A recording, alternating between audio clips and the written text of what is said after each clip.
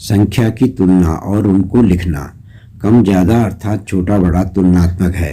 दो संख्याओं की तुलना करने के लिए हमें एक तीसरी संख्या की जो उन दोनों के बीच की हो आवश्यकता होती है। तभी हम कह सकते हैं कि एक उससे छोटी व दूसरी उससे बड़ी है।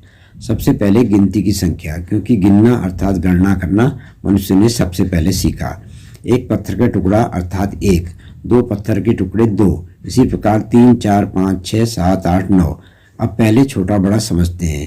पहले एक संख्या बीचों बीच संदर्भ के लिए किसी भी आकार व माप की, माना 0, 0 मान लेते हैं। ठीक उतना ही अर्थात 0 एक बाईं तरफ कम करने के लिए और दूसरा एक 0 दाईं तरफ बढ़ाने के लिए लेते हैं।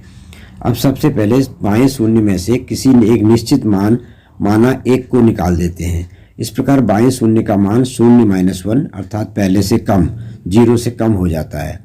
अब एक बाएं शून्य से निकाला था उसे दाएं शून्य में जोड़ देते हैं और दाएं शून्य का मान 0+1 हो जाता है। इस प्रकार हम पाते हैं कि 0-1 शून्य से छोटा और 0+1 शून्य से बड़ा है। हमें 1 का मान पता है क्योंकि उसे हमने एक शून्य से निकाला और दूसरे शून्य में जोड़ा है, परंतु 0-1 शून्य व 0+1 का मान नहीं मालूम।